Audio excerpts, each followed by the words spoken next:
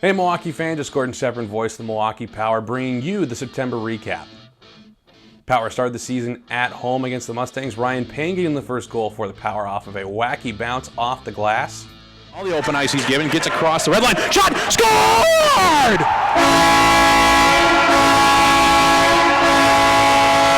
Payne with the dump and hit it off the stanchion of the glass, and it bounces in on Walter. What a crazy goal to start off the season. The Mustangs would answer back, winning the game 7-1. Then the Power went on the road on Saturday night, with Joey Garrett getting his first start in the NA3HL. Held the Mustangs to 2 goals into the third period, but penalties led to 2 power play goals as the Mustangs won the final score of 4-0. For the final game on the opening weekend, the Power headed down to St. Louis to take on the Junior Blues. The Blues jumped out in the first period. Milwaukee started to get some offense in the second with goals from Logan Drolet, Oliver Ninus, and Nathan Walker, all lighting the lamp for the first time in the NA3HL.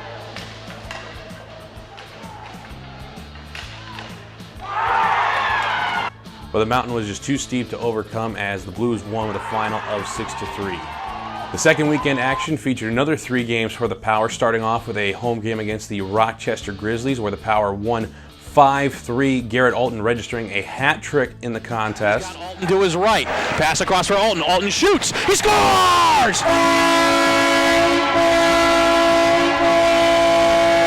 Power goal for Garrett Alton as he picks the far side post. 2-on-0, he's got Alton to his right, Hedberg fighting to Alton, shot, scored!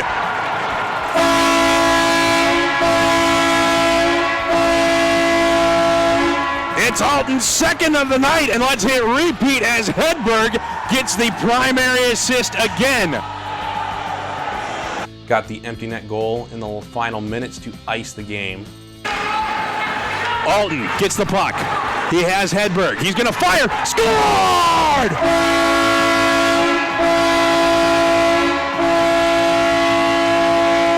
And Alton gets the hat trick on the empty netter.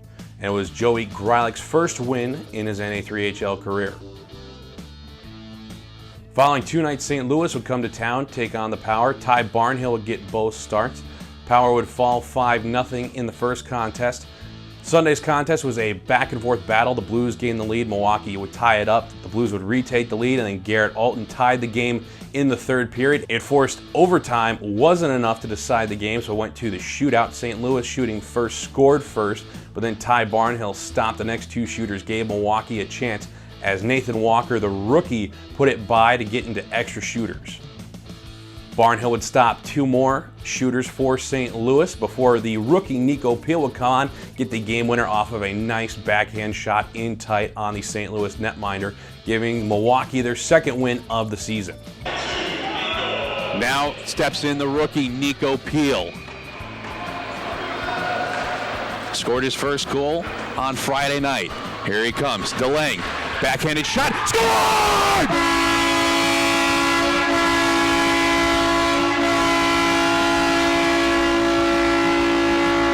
Great move by Nico Peel, scores on the backhand, gets it over the glove of Tomei, and Milwaukee takes 2 points on the night.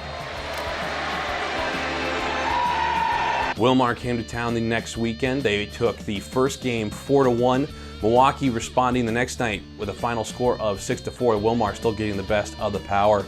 Up next on the schedule was the Rochester Grizzlies. They came back to town looking for some revenge as their only loss in the season was to the Power. The Grizzlies would take the first game on the weekend with a final score of 6-1. Second game was 5-2 in favor of the Rochester Grizzlies as the Power looked to try to get some more help from their offense. Bright spot on the last weekend is that Milwaukee did not give up any goals on the penalty kill last weekend, so looking to try to use that to grow and improve as they head into October. On the docket, we've got the Alexandria Blizzard coming to town this weekend, followed by a road trip out to Cooley Region for 1 game next weekend. Then Milwaukee's back at home for a 2-game series against the Peoria Mustangs in the Pink the Rink weekend. Wear pink to donate $1 off of your ticket to helping breast cancer patients. And on the Saturday night, it'll be Pink Power Water Bottle Night. First 100 paid attendees will get a free Power water bottle. And to finish off October, the Power will head up to Breezy Point to take on the North Stars in a 2-game series. Current division standings, St. Louis on top of the Central, followed by Rochester. Then the Peoria Mustangs started off 2-0, but have dropped their last 4, currently sitting in 3rd. The Power now in 4th in the division. Coulee Region 1-2 on the season so far, and the Wausau River Wolves at the bottom to round out the division. Tough division this year in the Central, with Rochester coming over from the West. Puts 5 playoff teams in the Central this year battling for 4 spots. It's going to be a heavy and hard season, and you know it's going to go down to the wire in February and early March for those last playoff spots. Power coming away with some awards in September. Garrett Alton, for his efforts against Rochester and St. Louis in the second weekend, took home the Central Division Star of the Week award. Joey Grylett getting some recognition from the league, as well as he got 2 number 2 plays in the NA3HL Plays of the Week in September. Looking to try to turn those top plays into some big wins coming up here in October. I'm Gordon Sepper, and this has been the September recap and October preview. Now we'll head to the Coaches Show at Stenny's Tavern and Grill, the official bar partner of the Milwaukee Power. Welcome to the Coaches Show. We're here at Stenny's Tavern and Grill, the official bar sponsor of the Milwaukee Power. Also sponsor of the Stenny's ticket. For $20, you get 4 beers and a buy one, get one at Stenny's, plus a free shuttle to the game. So don't forget to buy your Stenny's tickets. Joined today by head coach Chase Ernst. Chase, how you doing? I'm doing well, Gordon. Thanks for having me. It's always good, to be back here. It feels like we always gravitate back towards Stenny's, no matter what. Stenny's is the best bar none in Milwaukee, and it just so happens to be the capital of hockey bars. So you bring the Power here to Stenny's, and it's a great night. We're looking to build the brand, and one of the best bars in Milwaukee that is 100% behind this vision of what we have here, bringing junior hockey to Milwaukee, and makes for a great partnership. Chase, let's get into this season. Last year, the team started off at 9-0-1 in the first 10 games of the inaugural season. This season, starting off 2-8, a lot of hockey played in the first month. What's your take on why it is that way? Gordon, to be frank with you, it's a tale of 2 teams, a tale of 2 seasons. An inaugural season where we purposely had a roster full of veteran-laden, experienced junior hockey players who knew exactly the environment that they were getting involved with, knew the competition, knew the grind daily of what it took to be a junior hockey player, and ultimately were fighting for those last opportunities that they had to be able to move on and advance inside the ladder of development. So this season, you fast forward to a young, inexperienced group. 7 of our players are 02, 03s. We have 14 players that are in their first year of junior hockey, and that makes for a rocky start for players that just are simply not acclimated and not experienced with what the game and pace is like. With a young and inexperienced team, though, there is room for growth. There is that upside. What have you seen from game 1 to game 10 in this first month? Well, the character of this group has really started to come through, particularly in the last couple weeks of practice. This group was specifically put together because of its character, because of its integrity, because of them buying into the 4 pillars of strength that we have, and the first one being all into their junior hockey career. And for a lot of them, unlike last year where they were ending their careers, this group is starting their careers. So part of the learning curve of a young group is getting them into the environment.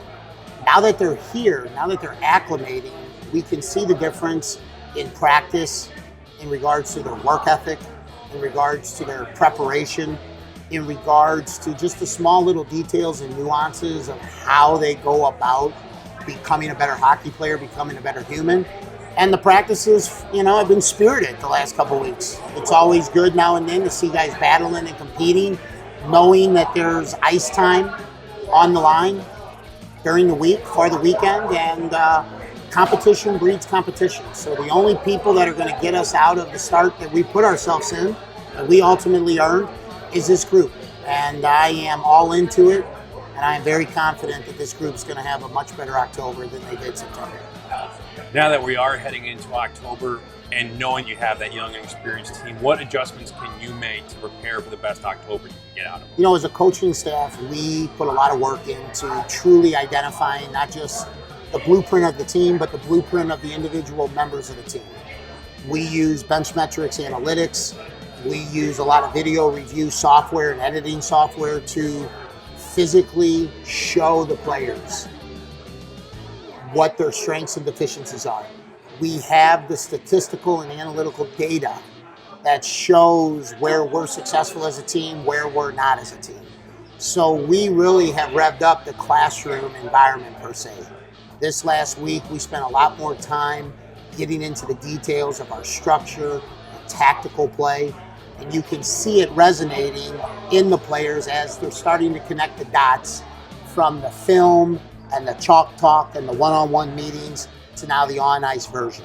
So all we can do as teachers of the sport is continue to educate, continue to get them to come to the rink prepared, ready and willing to want to develop, want to learn, and I'm confident because of that character and that integrity this group possesses, we're going to translate it Friday, Saturdays. So I'm excited to see what we do against Alexandria this coming weekend. One thing I'd like to note is that last weekend was the first weekend without giving up a goal on the power play. So it's something the team struggled with early on with the penalty kill. What has kind of changed on that unit that's made it more effective?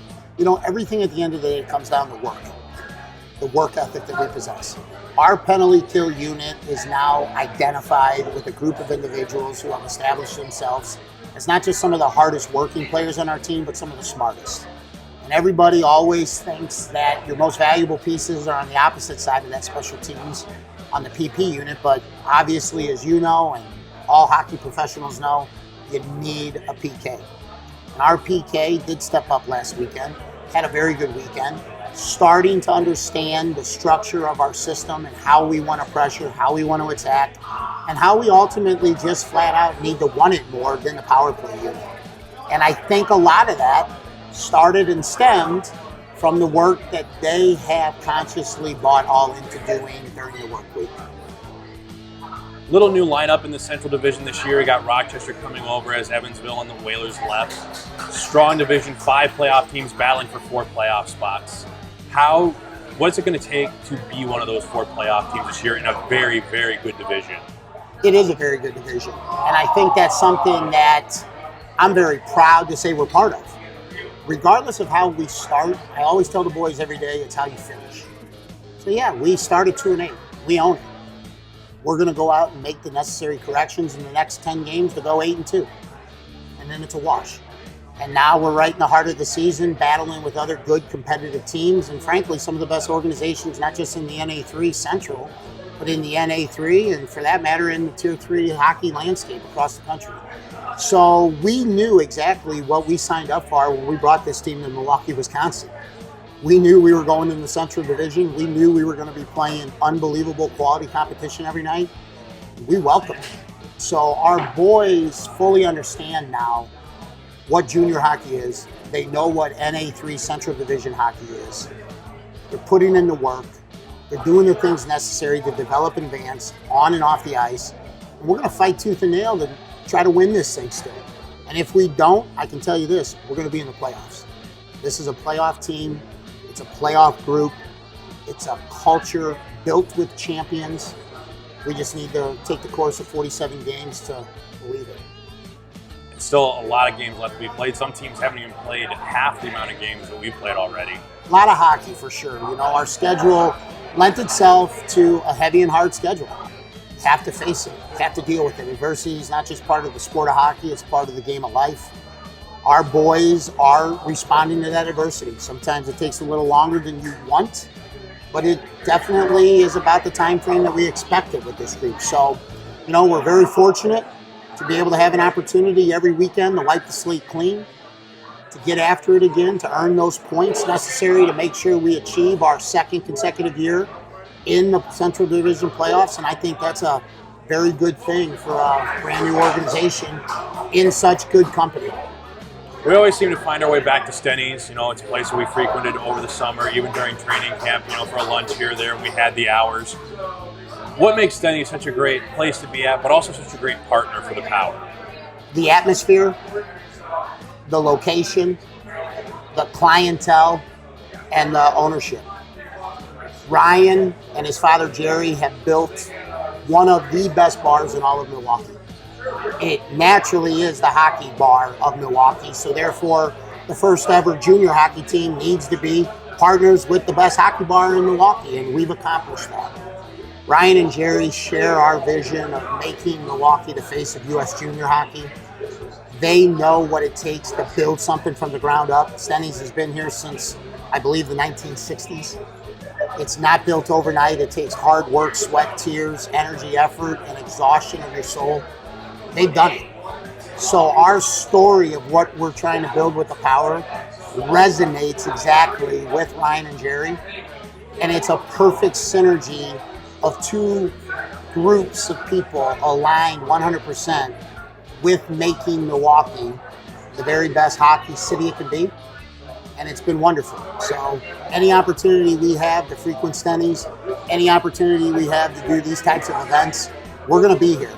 And Ryan and Jerry, thank you very much for the support. We look forward to continuing to grow this partnership over the years to come.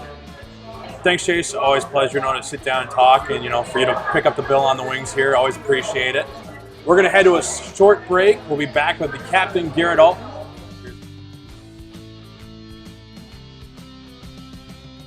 Welcome back. We're here at Stenny's Tavern and Grill. I'm joined by the captain of the Milwaukee Power, Garrett Alton. Garrett, how you doing? I'm good. How are you? Doing all right. A little full. It's nice to get some wings in. Yeah. What flavor did you have tonight? I had some mild wings, 16 mild wings. They good? Stuffed. Oh yeah. Really personally, I like the honey barbecue the most. A little bit of kick, but not too rough. I got it. So Garrett, this is your third season in the NA3HL. This is your first season as a captain. What's it like going from being one of the guys in the locker room to it being your locker room? It feels good. I mean, it helps a lot because I feel like I know how junior hockey locker rooms work and how to get boys going and how to really push some guys. And I feel like I can do that now with the letter rather than You seem to be kind of a quiet guy and you lead by example, but I know from some pictures that we have from the Rochester game where you got your hat trick that you can be that guy that gets jacked up, energized. I don't think I've ever heard you scream, but you're definitely screaming. And what's the difference from being the guy off ice to on ice when you got the puck on your stick? Off the ice, I'm definitely a little bit more relaxed, a little bit more quiet, try to get a little bit more focused. But on the ice, I'm zoned into the game, and nothing else matters than what's in between the glass. Who on this team has surprised you in the first 10 games of the year?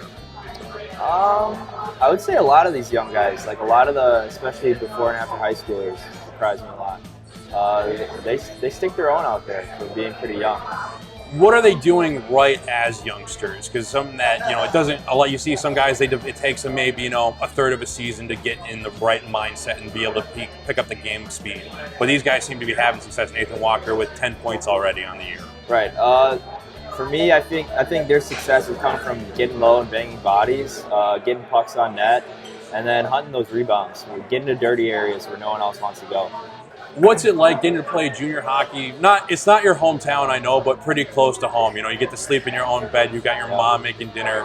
What's that like for you? It's awesome, especially because I was on 2 other junior hockey teams before where I had to live in a billet. I loved my billets there, but staying at home is just something else, something different. You really have something to come home to that you've obviously lived with your whole life and you've been used to. So. Does it help you feel more comfortable on game days? Just help you get that pregame routine a little easier being at home? Yeah, definitely. My mom makes me some pasta before the game, before every home game. So that's been a routine ever since I was a young kid. So, I mean, just little things like that. It really helps being close to home, being with family, and having someone to talk to every day that you're comfortable with.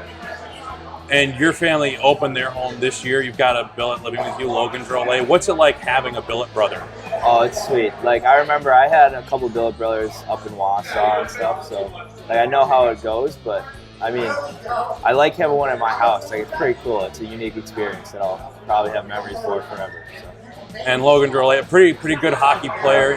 He's been your line mate for a couple of weeks now. How has that been? Now getting to play, not only living with him at home, but getting to have him as a line mate. Oh yeah, it's pretty sweet. We got a lot of chemistry, so hopefully we continue that in weeks to come. Looking ahead into October, what do you think this team can accomplish now that they've had that experience? They've gotten their ears wet. I think that we can be a dominant team in this league. We just need to know that we can do what we're capable of, and believe in each other, and believe in the guy next to you, and just go get it from there, really. All right, thanks, Garrett. Appreciate having you on. Thanks. When we come back, we'll have the original season ticket holder for the Milwaukee Power, Josh Vianes. Welcome back. We've got Josh Vianes with us, the original Milwaukee Power season ticket holder, also a Shaw alumni, played in the 90s. Josh, thanks for coming on. It's a pleasure to have you. It's not too dissimilar, to your setup you have done at Wilson now for every home game. The setup I have at every home game is great. You got your own table on the glass. Have the own table, get to see all the action up close, and love Wilson Park.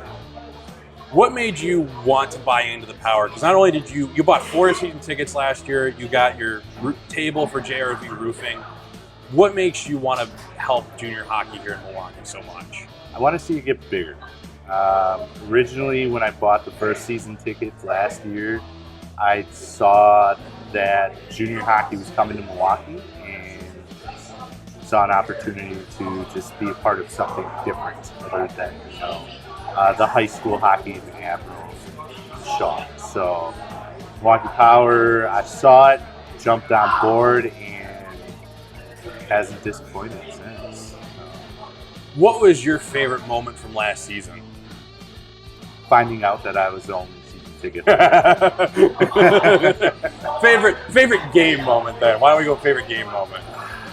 There's a lot. Just watching the first game, I didn't know what to expect. And you guys won, so I was extremely happy. And I was like, these guys are good. So probably that. Just setting the tone for the rest of the season.